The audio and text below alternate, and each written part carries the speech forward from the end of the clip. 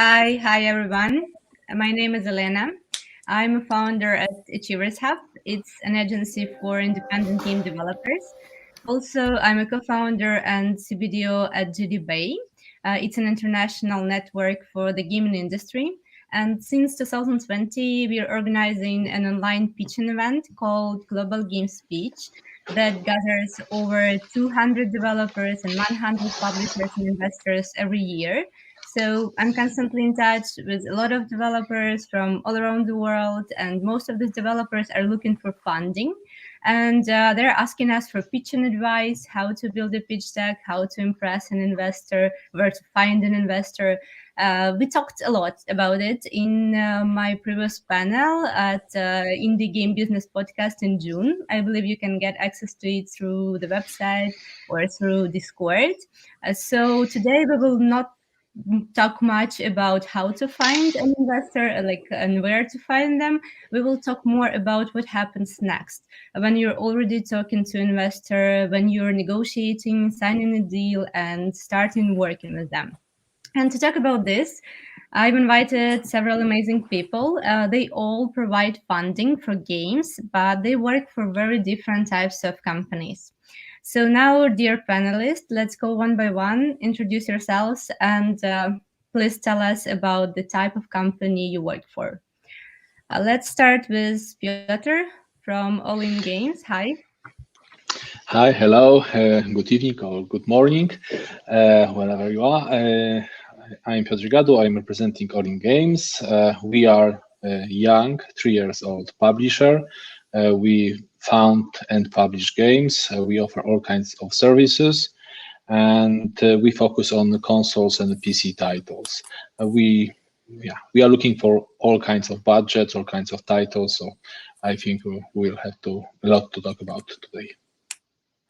Thank you so much. Then Dariusz, you're next. Okay, hello, hi everyone. I'm Dariusz Weiss from Mill Games. Well, we are also from Poland, like the company from Piotr is, but we are a bit younger, to be honest. Like we have 1 year from now when we started our business activity. So in the beginning, we focused mainly on the Romanian game dev market when we are searching for some interesting PC slash console game, as the same as Piotr, all in games are searching for. But right now we are also looking for some other interesting projects from also the Eastern Europe countries, not only the Romania. So and the difference between us, it's rather than how we invest then, because we are like the mixture of the publisher and a mixture of the investor. So we are also aiming to have some investment also in the share capital of the studio. So this is something unusual because we are not only the publishers. This is like the quick summary what we are doing here. Okay, thank you so much. We also have Charles Brook from Triple Dragon here. Hi, Charles. Hi, Elena. My name's Charles. I am the founder, or one of the 3 founders of Triple Dragon and its chief investment officer. We were founded in 2015, and we're a data-driven mobile application and video game finance business. What does that mean? Well, it means we finance growth and user acquisition, and we offer a wide variety of products. We finance development, so we have our own proprietary and on-balance sheet games investments. And we also provide cash flow funding to video game companies. Okay, thanks so much for the introduction. And one more panelist is Konstantin from One Up Capital. Please introduce yourself. Hi guys, very happy to be here on the panel. I'm Konstantin from One Up Capital. I'm one of the founders. Like with Dariusz, we're also roughly a year old, a bit more. We're sitting in Hamburg in Germany, and we provide growth financing to games and apps with a little twist that we do not ask for equity in whatever it is. but we provide user acquisition financing through accounts receivables, preponed payout. Okay, thank you so much. As you can see, we have very different types of investors here: publisher, venture investor slash publisher, a cash flow investment company, and user acquisition funding. So many different options. So it's, on one hand, it's good for developers. On the other hand, developers can get lost and don't be really sure what kind of funding they need for their own project, depending on their situation. So it's a question to everyone again. Can you please describe a typical game developer you work with? What stage they're at, how big is the company, and any other specifications that matters? Who wants to start, or we can just start with Piotr like the first time? Okay, it looks like I'm being the chosen one for starting. Our typical developer is extremely talented, very motivated, has great ideas, obviously, but in general, we don't have the ideal partner. We work with both 3 to 5 people teams, but we also work with experienced developers of 20 plus, 30 plus, and we are open to work with bigger ones as well. And what is important for us is that we are looking for games that are trying to at least to be different. For devs that are looking to change something, to maybe disturb some kind of some branch of gameplay type, or maybe they want to say something different or try something different. So for us, that's more important than how those devs look like. And as we have wide variety of services, we can also help devs to establish the businesses and so on. So even if we are talking about extremely indie teams that are just starting, we are even eager to start working with them and help them, guide them through the process of registering the company and so on. So for us, it's really, we are open to anything as long as the game is interesting. Yeah, sounds reasonable. Anyone else wants to share? Okay, I can be the second, because in general we are quite similar in that case with Piotr as well. But also we also work like with some solo developers even, where we can support them with needed additional skills, or the people or artists if there is such a need from their side. So this is I would say that we acting quite similar with that. So I would not add here more than he would. Okay, and then go on, please. Would you like, Konstantin, Yes. do you want to not go last every time? I'm happy to go last. That is very kind of you. Thank you, Charles. So unmuted myself here.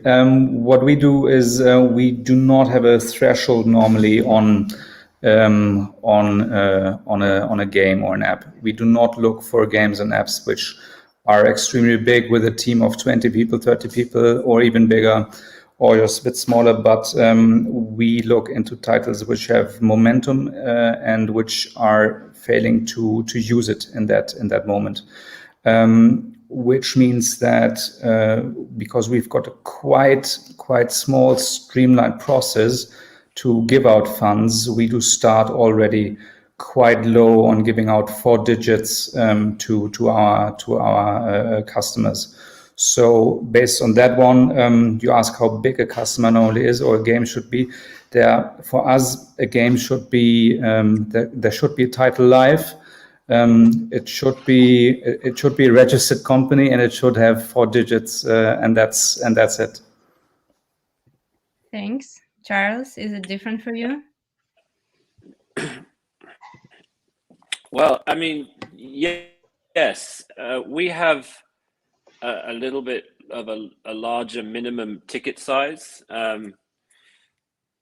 We absolutely love working with indie developers, and we've gone down this road before.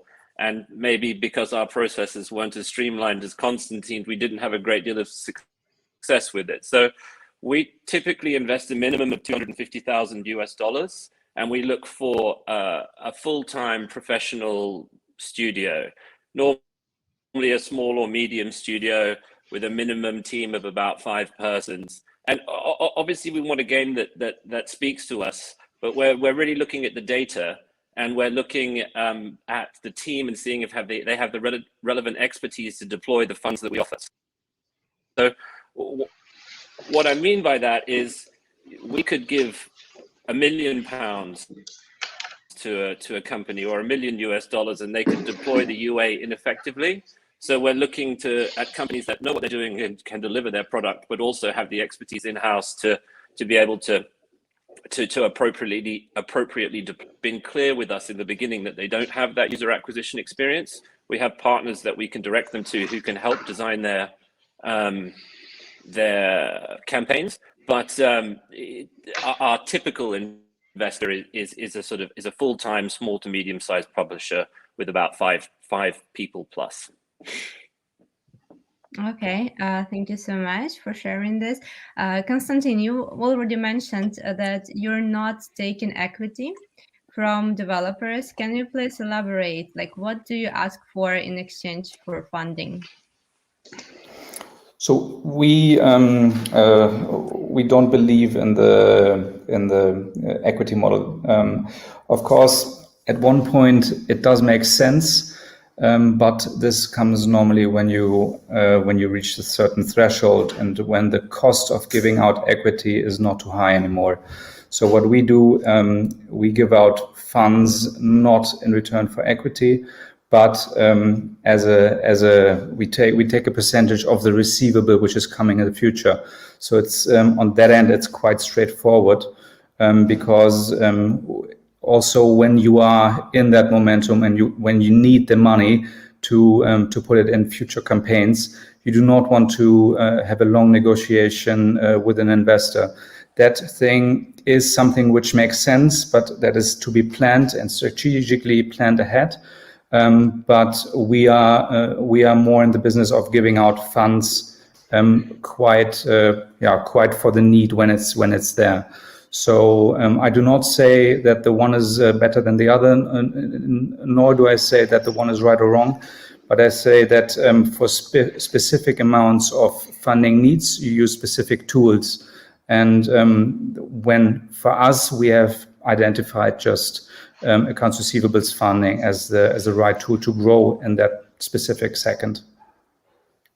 Okay, thank you. And Dariusz, how about you? What do you ask for from developers? Do you take equity, IP rights, anything else? Yeah, actually, I will give here a bit bigger picture when it comes to why we are asking sometimes for the equity, but because it's not always, it's not like the standard cooperation that we want like to have. Because in general, we also like have the regular publishing agreements or co-production agreements. So that this is in general how we mainly are working with the distributors. But in general, when it comes to the equity model, there is a bigger picture behind of that, because in general, in our main shareholder is a brokerage house called the ENC Group. So we got in mind, like when we picked Romania for the first country that we are focused on, we had in mind that maybe some of the studios could be the first studios that will be listed publicly. So in general, this is what we are aiming for, and this is how we can support it also the developers. So when it comes to all the regulations to be a public company, when it comes to the structure of the shareholders, to also have some initial investment round with some of the other, let's say, investors, not only us. For example, if the money it's needed, it's bigger than we can actually bring. So this is why we are trying to, in general, speak and choose the right development studios. We know that right now on this stage of development of the industry, it's not so easy like it is in Poland, because what we are trying to do is somehow clone in a different way the thing that happens in Poland. So the aspect that how many development studios and the game dev companies are right now public companies and listed on the Warsaw Stock Exchange. So we are trying to look for the country where we can support in that specific matter. Yeah. Okay, so so it's different. You can use traditional publisher model, or it can be equity, right? Yeah. Then in the regular standard publishing model, we can support also with the marketing aspect. That in general, most of the development studios do not have all the resources or the time to do it in-house. So this is how we are supporting. But on the other hand, we have also like the brokerage house that can give alternatives to raise the money and go in the different way. Yeah. Okay, yeah, thanks. Piotr, do you also use the same model, or you only act as a traditional publisher? Again, I have to answer, we do everything. So yeah, in general, as Charles said, it's all about the data. So sometimes you want to work with a game, but it doesn't make sense financially, for example, because you know that the team is very young and they won't be able to deliver production quality that's required to break even or something like that. But on the other hand, the idea is such great that you really want to be part of it. And sometimes it's the game is growing during the production process. There are great ideas and the feedback from the markets is really good. Then we decide to grow it up. So there are all kinds of avenues that we can go through, but we always start with the basics. With the revenue split model, with royalties, that when we are just working as publisher, sometimes if there are devs that are interested in funding with building their own studio, then we may be interested in some equity shares for helping them. Sometimes we are just helping them to found the studio without taking an equity or anything like that. For us, it's more about games, and there again there are all kinds of different avenues. We can do deals where we ask for recap. We can do deals where we are sharing royalties from the first cent. We do deals, and we did deals where we were asking for IP rights, but it's not always the same deal, because it is. Sorry for saying that, it's all about the money. At the end, the game has to break even for us. So we won't be willing to just give someone money and walk away. We need to calculate it. And sometimes the project is so risky that we have to ask, like, when we start, for example, from the scratch, the game is not yet even on a prototype level, and we invest in such a title, then we may ask for IP rights or for IP for the rights to buy the IP or something like that.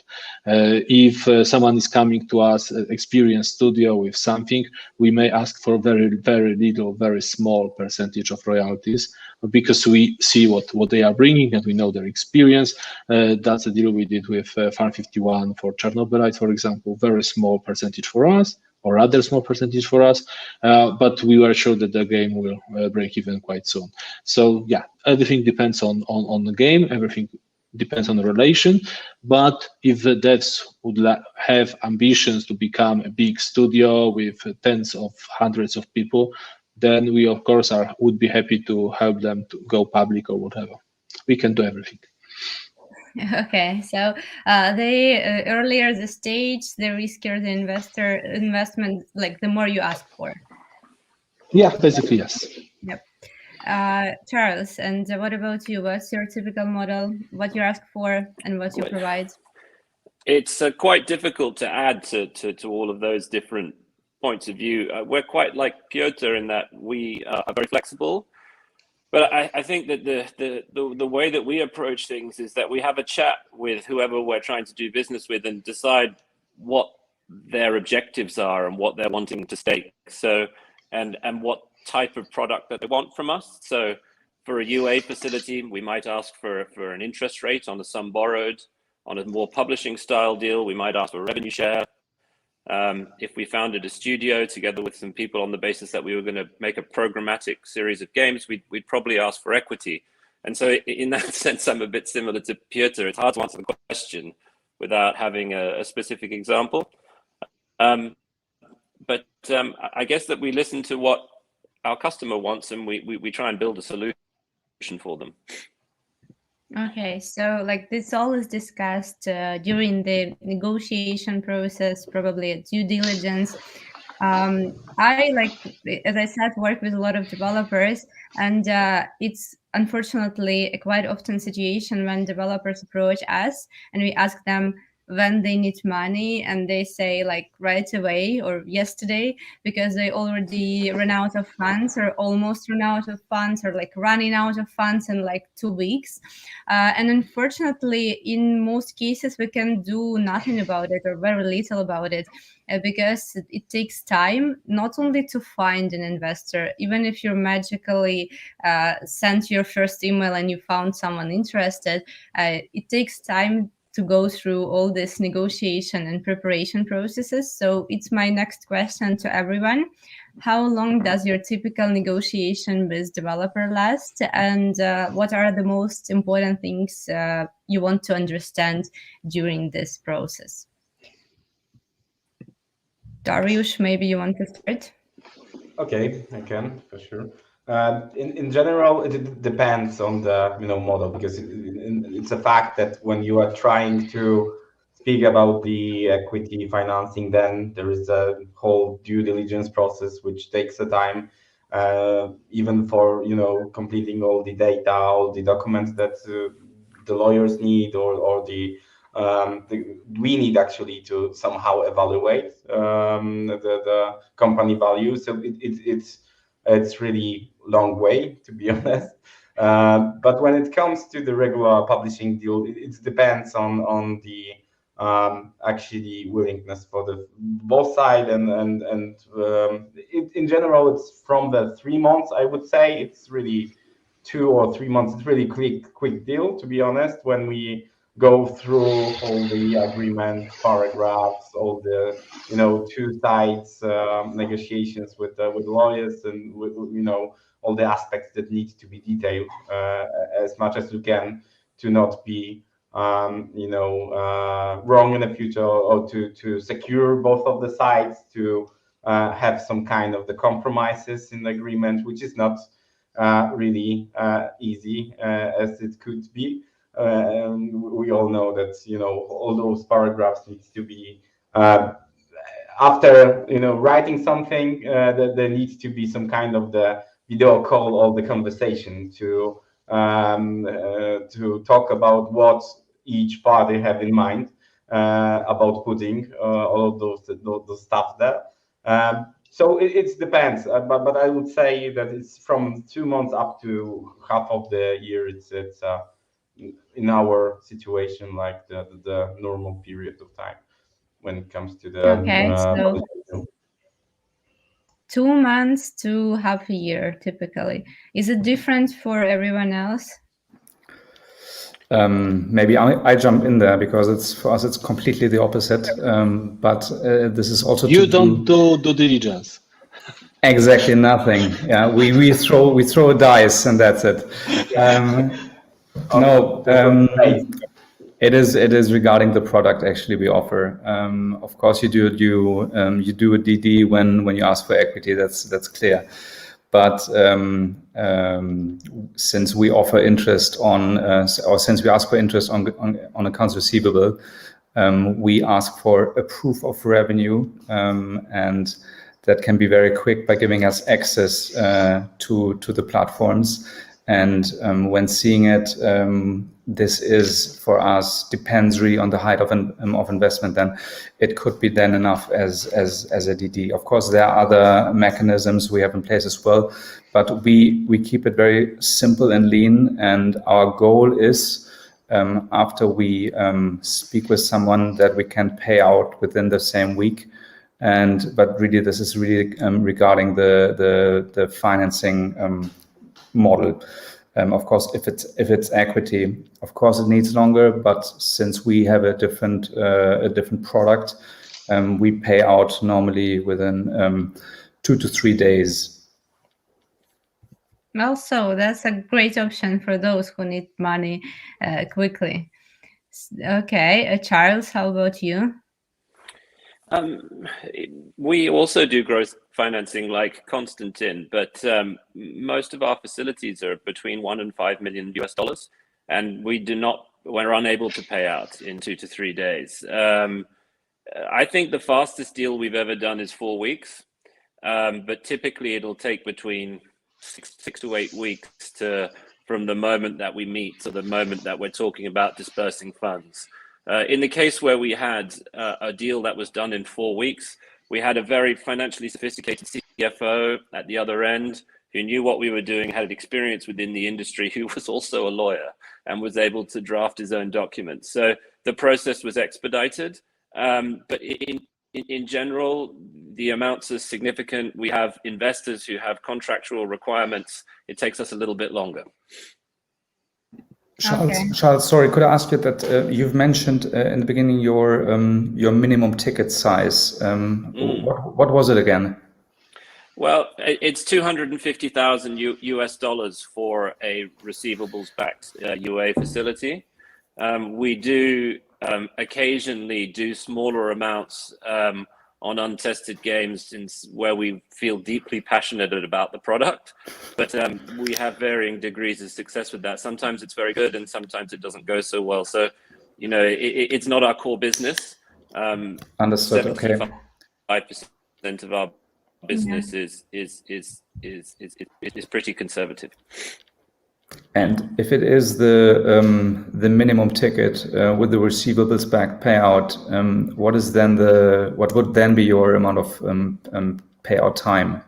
Would it be the 4 weeks you've mentioned? So we offer we offer revolving credit facilities to our customers. We don't require them to pay us back when the receivables are come due.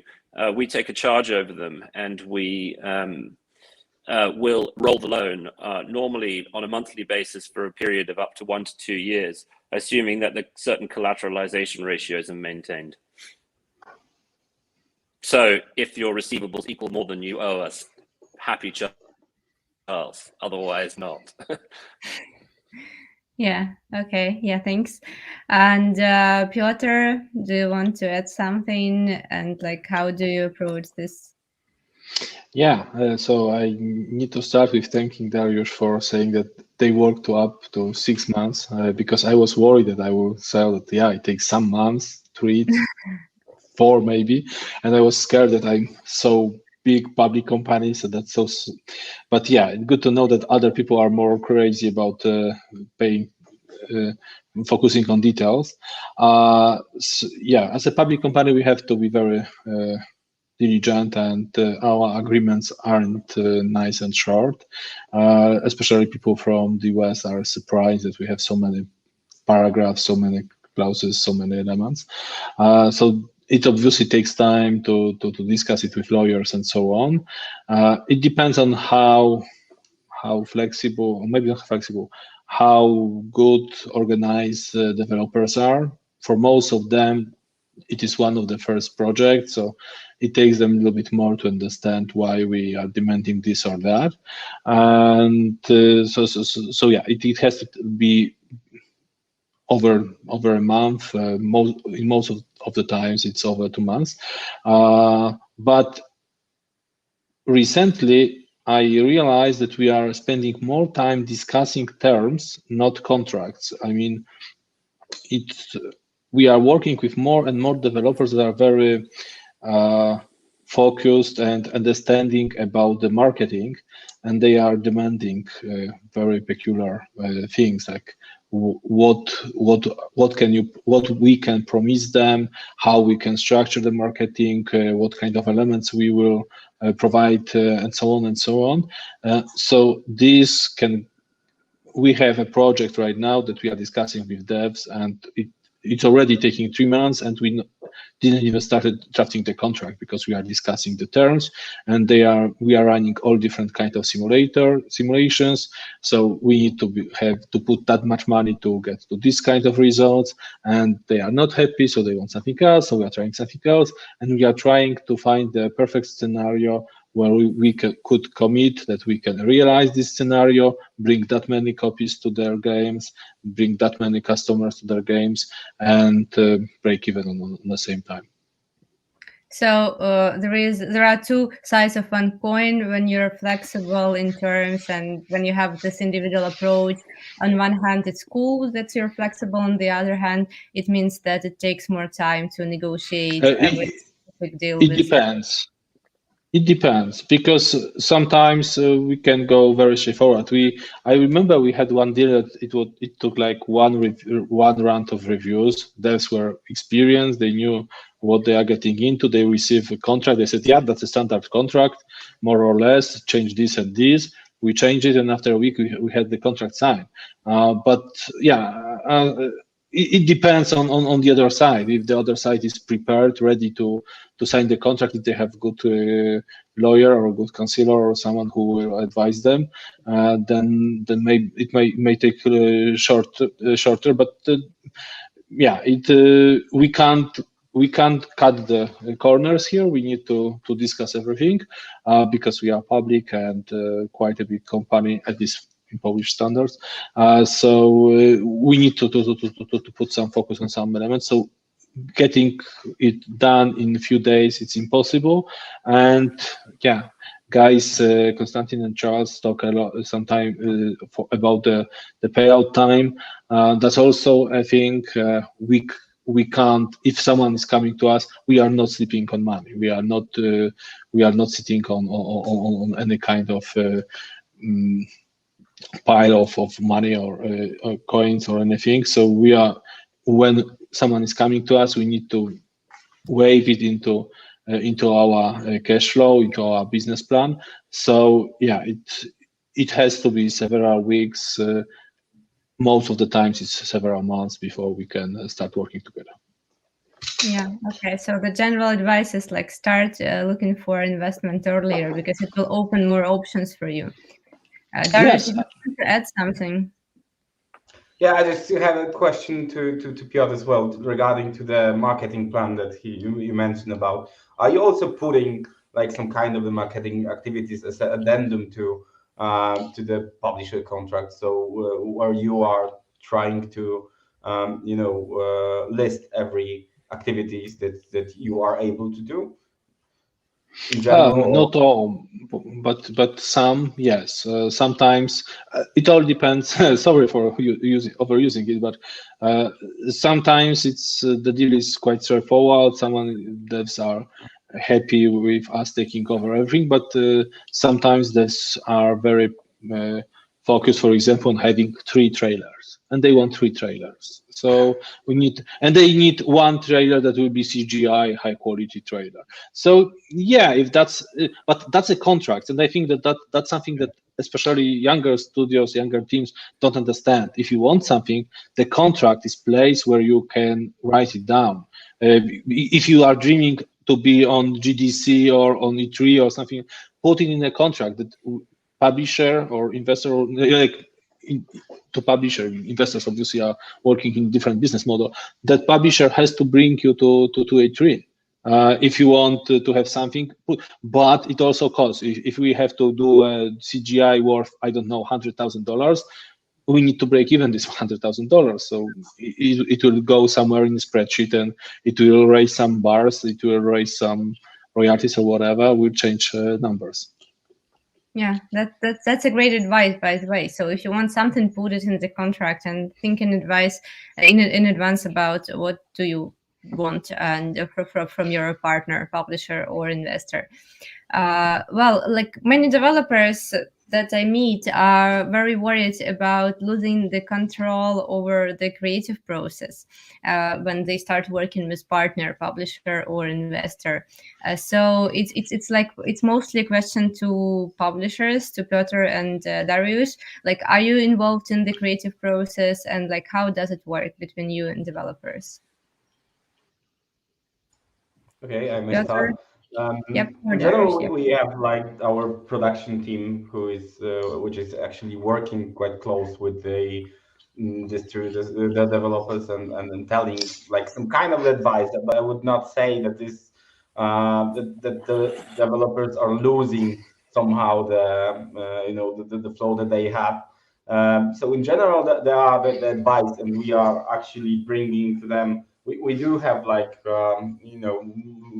after each milestone, we do have quality assurance team, which brings us a bunch of the reports that we are showing to the guys. Mostly the technical reports, but in general, there are also some kind of the story aspects, the gameplay aspects, and so on. So there are the issues, maybe not always the issues, but some kind of the subjective opinions of the QA team that is showing in which direction this element could go. But in general, in most of the cases, the last word is always on the developer side. So if they will not want to do it, then we are maybe trying to find some alternative ways how to fix some of the aspects, fix some of the mechanics, something that is not maybe 100% fitted into the gameplay. Yeah, this is how we do it. But in general, we are giving just a feedback. What is our opinion, and then we are discussing how could be solved. Okay, Piotr, you mentioned that you're working sometimes with developers at very early stages. Do you like approach it the same way, or like the earlier the stage, the more involvement they can expect? So I think that what Dariusz said, the publisher's role is to guide, to show mistakes, issues, errors. But I think that everyone who is working in game dev is interested in making games. So everyone is looking for occasion to jump in and share some advice and help. So that's natural. That's a part of the process. If people are being involved, if people are being invested emotionally and with their time, they tend to share some tips, some advices, some ideas.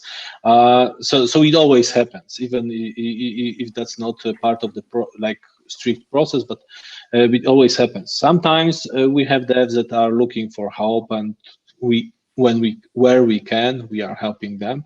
But what we enjoy the most is when we are having a session, discussing some issues, and then devs are coming with their own solutions. And even if we had some ideas and they are bringing some other ideas, we are like, yes, that's what we are looking for. Exactly what we look for, solving the issues in creative way. We are providing some ideas, but it's not what we are not devs. We are not expert in development.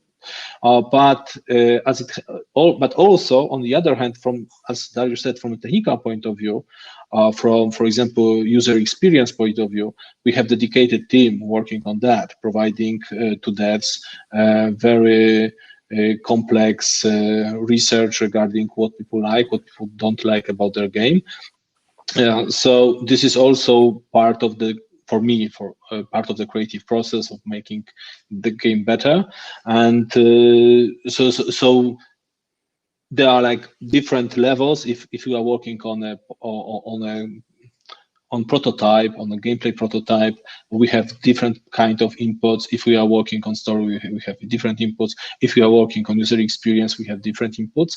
But in general, we are looking, if devs are okay with working alone, we prefer this. and we can do that, and we are completely happy with that. But we are also happy with helping. There are lots of very experienced, very talented people in our team who already shown that they are really capable of bringing games from not so good to very good and very interesting. Okay, so it's also all about the trust between the publisher and developer. Charles and Constantine, are you somehow involved in the like game making, or like not at all? Charles, do you want to go first, or shall I? Go ahead. So we have. We have. Oh, Charles, we have a game out on. Go ahead. I'll go.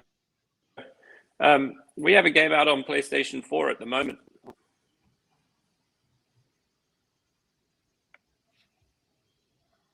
Charles, Can you hear me? Yeah, we can hear you now. Yeah, it was You some Okay. delay for a few Sorry, minutes. I said we have a game out on PlayStation 4 at the moment called First Class Trouble.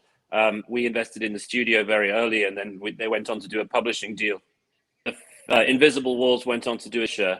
So honestly, I won't say much more than Piotr and Darius had said. We tend to give our studios and our games creative control as long as they don't diverge dramatically from the milestones that we said at the beginning. We can be a little bit more heavy-handed about some of the commercial terms and business decisions to do with company structuring, but the design of the game itself, pretty much up to the guys.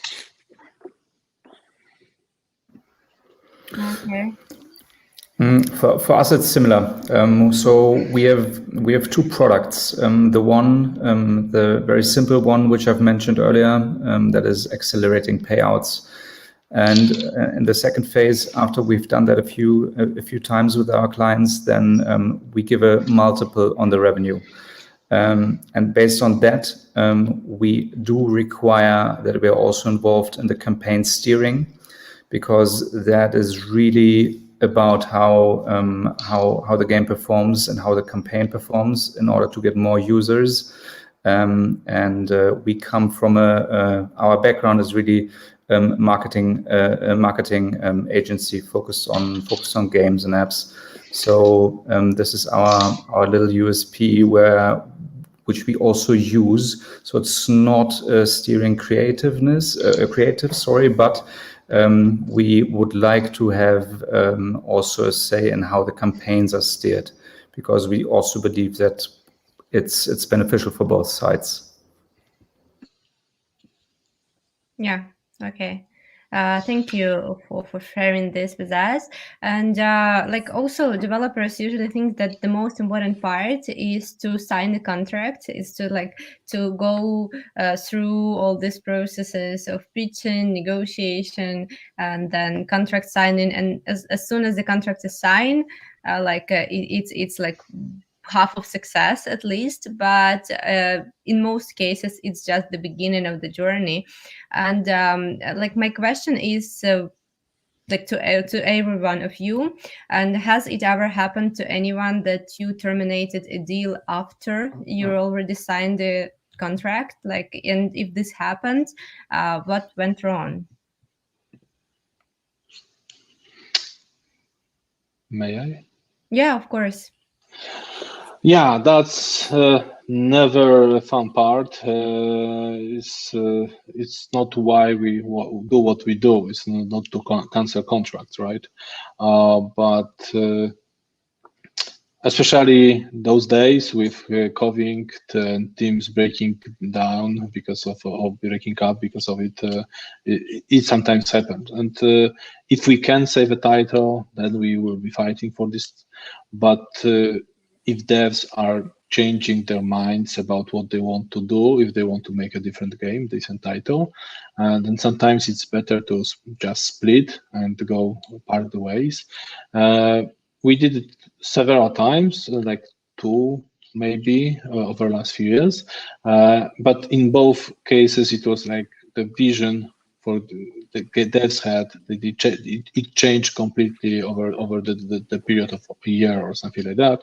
And then we just realized that in fact, we don't even know how this kind of games operates, and it would be better for everyone. And then we decided to part ways. But if the devs are doing what they promise us to do, we would never back up. We would never resign, because yeah, if we sign the game that we like it, and if something is not perfect, then it's our job, publisher job, to make the game to be more perfect, better performing or whatever, to earn more money. So if we see that devs are committed and doing what we agreed upon, then yeah, we would stay in the contract for the whole contract. Okay, thanks. Anyone else wants to add? We've cancelled very few contracts over the years. We have cancelled contracts normally as a result of breaches of our covenants, the terms of our loans. And the reason that's happened is normally due to misdirected UA or poorly executed UA. So advertising to the wrong cohorts or through the wrong mediums. But in terms of our game investing, actually, we haven't cancelled any games to date.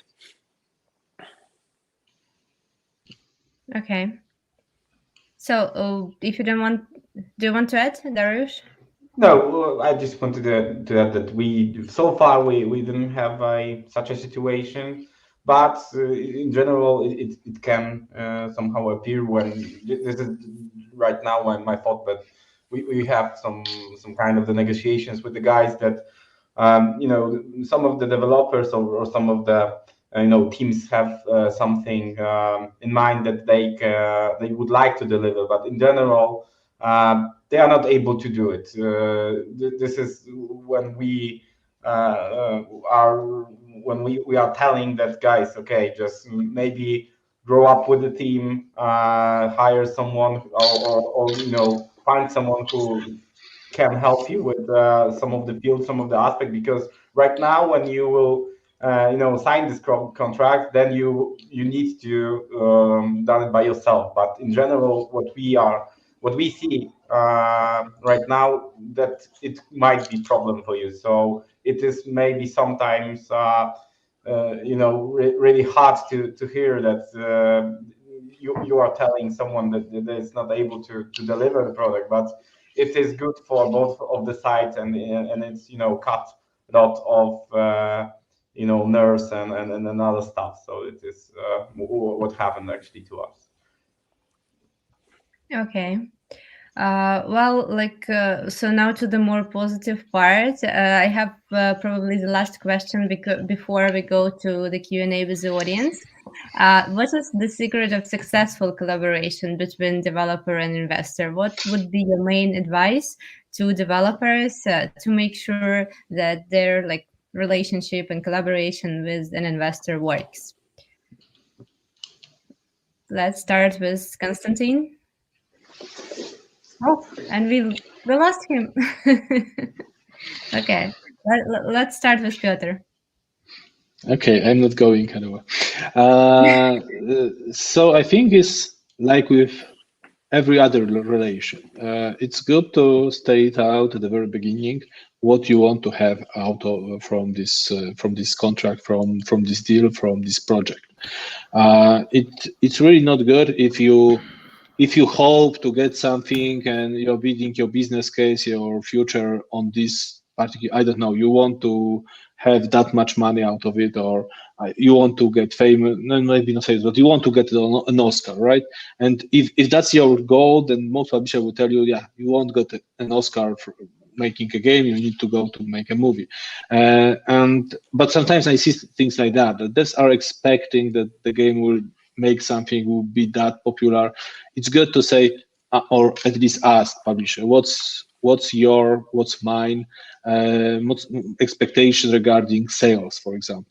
If the game is to sell 60,000 copies or 2 million copies, to say what you are expecting, what we are expecting, discuss it before we start working together, and discuss what will be each party's role, what each party responsibility in general, to discuss details and not to be worried. If my advice would be, if publisher or investor would back up because you are asking questions, it means that you don't want to be in a business with them, because everyone who's in a business and is honestly doing business, they are eager to answer all the questions and have everything clear, because normal people, normal business people, they don't want to cheat they just want to make money. And to make money, you need to be honest, and at the end of the day, you have to be honest, because you have all kinds of stakeholders to talk to and to refer to. So my advice would be, try to get all the information you need, you feel you need. Don't worry to ask, don't worry to lose the contract, because sometimes it's better to not have a contract than have a contract that's killing your company, or maybe even literally killing you. And if you have everything agreed, if you have everything discussed, and then I think that my idea, that's how I feel the business works, then it's easier for you to build trust between you and the publisher, or between you and an investor, and then you can have successful relation, and then you will bring better product to the market, you will understand better each other, and everyone will be happier, and in general the project will be a success. Thank you so much. Konstantin, do you want Yeah, to sorry, I quickly was kicked out of this room. I agree with you, Piotr. I think the absolute biggest success point is that you are honest and transparent from the beginning, because at one point, especially when you want to build a long-term relationship with both sides, then you need to get naked. That's latest at the point of due diligence. And so rather state up front if there's some debt lying around, but make people aware of it, because in the end both parties have the same goal. Yeah, thank you for this. Charles, do you want to add anything? I think that Piotr touched on this earlier. A detailed understanding of the contractual relationship between the developer and the publisher, or the developer and the investor, is really important. They must know what they've signed and have read it in detail. We often come to situations where we start discussing things where developers tell us, well, it's going to be this way, and we're like, well, no, that's not what you agreed to, or what we agreed to in the past. So pay careful attention to what you agree to in the beginning, and it can smooth out any future conflict. And then, as investors, a strong and detailed understanding of the numbers, which you would have thought amongst video game developers would be, very, very prevalent, as they're highly intelligent and numerate people. But a lot of developers don't understand evidence-based sales projection. And those sorts of things really inspire excellent record keeping and reporting, honesty and transparency, like Konstantin said. Thanks so much. Dariusz, what's your advice? Actually, nothing to add here, because I guess that you guys mentioned almost everything that is really important. I would rather add one little thing, just to plan and be on time. This is really sometimes a tough thing in the game dev industry. So even if it is not always as easy as it could be, but this is really important thing, because every single milestone which is delayed, it influence work of the whole other people that we have in the background. So for example, marketing guys, for example, it also influence the work of the QA team. So this is really important thing to add, I would say. Thanks so much. And by the way, about being on time, we have 5 minutes more, I believe. So we still have time for questions. I can get to some questions. So there's some questions in chat. And if you all wouldn't mind to be after this into the Discord, into our Discord server, and there's a section over there called post-session chat. That way people can ask some questions in there. We got a few questions. So from Vital from, where is he from again? Well, his question is, I have a product which is ready for the soft launch.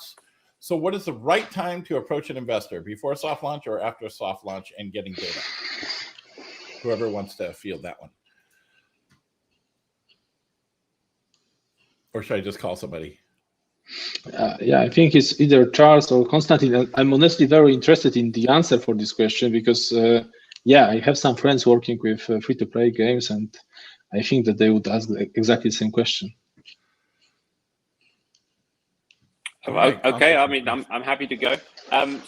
We love data. I would, my baseline position is come and see us, show us the game, and we will give you an honest view on it. But before we start committing funds, we're going to be looking for data. In the past, when we've had our head turned by a particularly beautiful game, we have started negotiations prior to there being data. But we would encourage everybody to come and talk to us before the game has been released, and then we would look to commit funds after we have some empirical data that we can rely on. You know, there's a bit of wiggle room there, but I'm going to stick with that response. That's a good response. All right, we got 2 more questions. I think we can get 2 more questions answered. All right, this is from Night Lake Studios on YouTube. As the lead designer on an otherwise experienced team, I have only tabletop experience.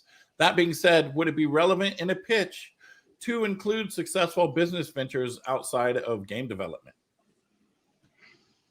If I may,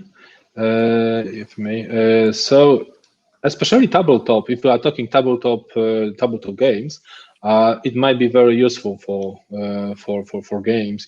Actually, I had one case where developers really lacked the experience of developing tabletop games, and because of that they failed, because the game was very tabletop oriented in general idea, and they could make it much better making tabletop prototype. That's very common approach to making some games, to make a tabletop prototype.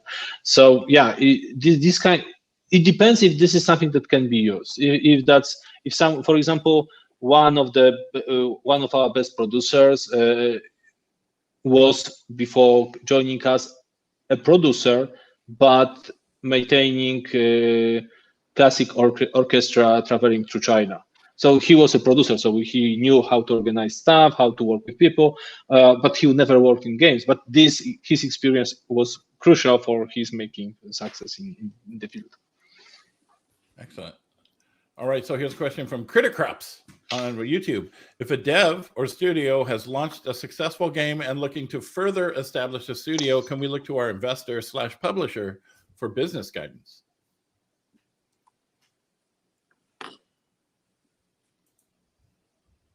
Everybody jump at once. No, as I said, I'm always happy to talk with people and advise. Grab me on the event or call me or whatever, and I could advise you if I have time and discuss stuff. But I would always advise to talk with several people to have different opinions, different point of view. But yeah, as I said, we as All In Games, we are in the business of helping devs. So if you have questions, if not me, then someone from All In Games would definitively advise you. I would like to think as a publisher, investor, as a helper, right? Because they only want your success. So the better success you have, so I would imagine that of course they would want to help. Thank you all so much. And if you would like to be in the Discord, we'd appreciate it, afterwards for after the show. If anyone else has any questions in the chat. Next, that's going to be super entertaining. So thank you all so much for being on here. Thank you. Having us. Thank you. Thank you so